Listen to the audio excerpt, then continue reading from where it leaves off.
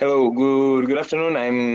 I'm Juan Romero. I'm from the Universidad Carlos III de Madrid. I'm a master student, and right now I'm working with the CLINFO Association, as Jose Maria said. And I wanted to say thanks for giving me the opportunity to present this session in the workshop of this year. So thank you very much. And I'm going to talk about the plain language for everybody, avoiding the research challenges of the CLINFO project.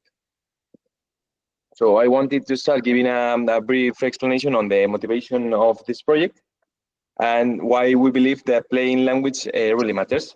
So as many of you may know, many institutional official documents and online communications, such as the BOE here in Spain, pues, tend to remain too complex, and the comprehension for large segments of the population is still is not real. So a large segment of the population do not understand it. So, for example, legal text, health guidelines, and administrative forms, which concludes or leads to a lack of readability that leads to misinterpretation, a reduce of the uptake of services, and maybe increase of social exclusion and inequalities.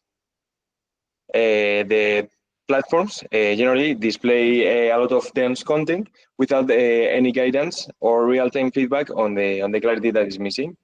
So for information truly accessible to exist, it requires automated support for plain language, and that's the CLINFO's main mission. So what is CLINFO as a whole? It's a research project made by a multidisciplinary team of experts in natural language processing, plain language, information comprehension, and artificial intelligence. And it's confirmed by the 4 research groups from different Comunidad de Madrid, Spain universities, also having collaborating researchers from Greece, Germany, Austria, Turkey, and Portugal. Here is a summary, like a schema of the groups that integrate CLINFO and the universities from where they work, these investigation groups. So the 3 main objectives I synthesized for CLINFO is to enable truly accessible institutional and social communication by combining plain language standards with AI-driven tools. One moment, I believe there's a lot of noise here in my house. No, I'm it's going fine. to close the window, or do you do not hear No, it? it's fine. No, it doesn't disturb. At least I Okay. don't hear.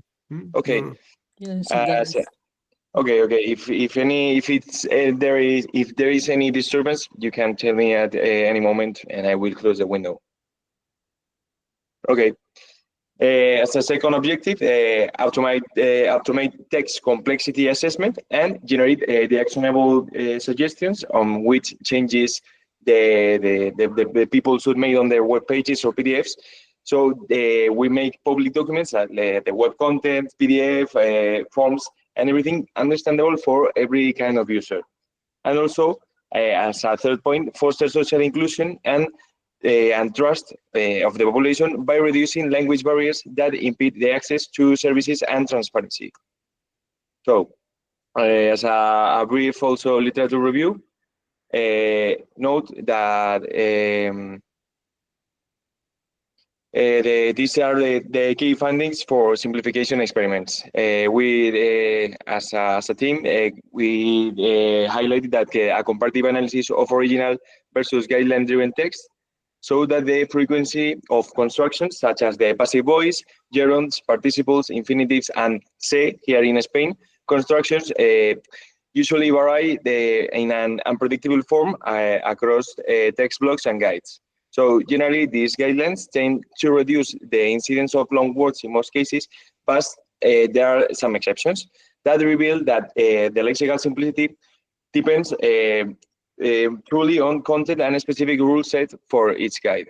So the ratio of personal verbs to non-personal verbs remains similar pre and post simplification, indicated that syntax features may not be considered altered by applying guidelines. And the readability metrics made in some studies yield mixed outcomes. certain text improve scores under some guidelines, while other worsen. So there is a mix in the results, which this highlights the limitation of the automatic indices to fully capture real understanding. Okay. And now this is the index of the 5 key research challenges we identified and that we are going to explain.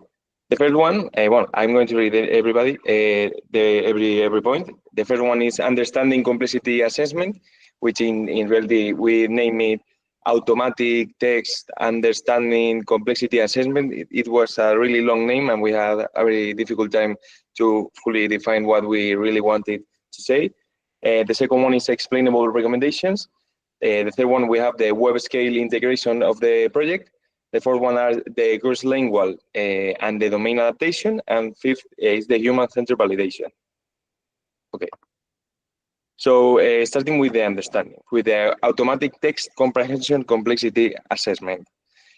So I'm going to try to divide the title first. The automatic is to automate the process of the text comprehension or understanding, and the complexity of this comprehension, and try to assess by giving it a score. So the challenge is, or this first challenge is how to quantify the complexity in Spanish, in the language, under European plain language standards. So we must determine which metrics, like sentence length, the jargon density, passive void, etc., best predict reader comprehension. So we will assemble a corpus of official Spanish text annotated by the experts for readability, and from that we'll train and validate models that score passages on a continuous complexity scale. The idea is that the outcome is going to be an open source module exposing these fine-grained complexity scores that align with the regulatory guidelines.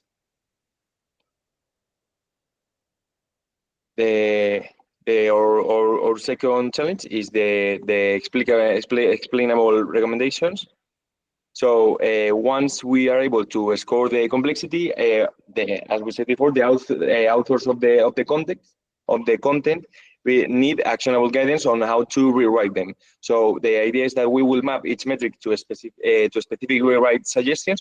For example, replacing passive construction with active voice, splitting long sentences, or substituting jargon terms with plain language equivalents.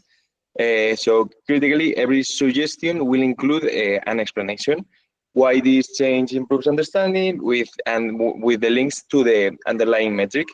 And finally, we will evaluate the trust and usability of this recommendation in different user studies to ensure that they're embraced by writers and communicators.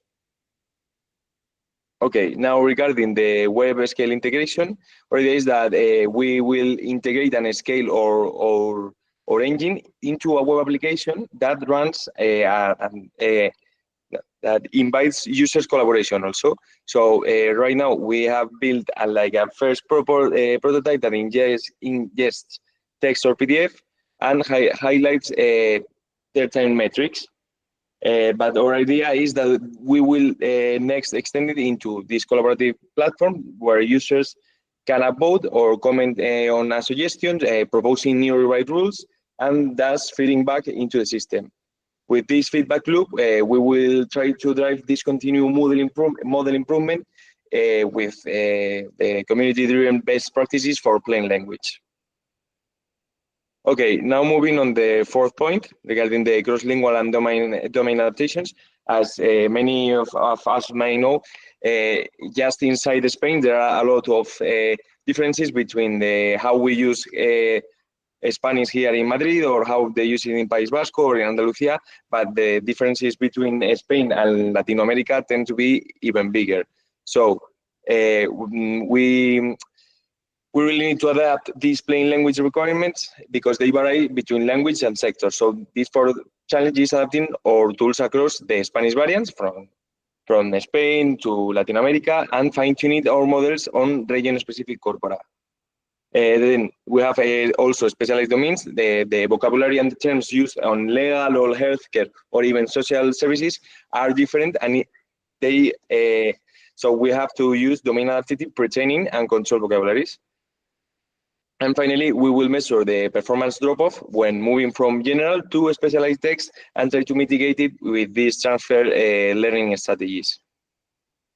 And finally, regarding the validation, the human-centered validation, all these technical metrics and features are only part of the real stories or of the story. So to have a full vision and comprehension of the issue, we need also a real-world validation. So we have ideas of running eye-track studies to see how readers navigate original text versus simplified text. Also complementing that with different comprehension questionnaires for diverse use groups, from the elderly, low literacy people, non-native speakers, and then by correlating the model score with empirical reading times and comprehension accuracy, we should calibrate our tools trying to maximize the genuine understanding. And this is everything. Thank you for your attention.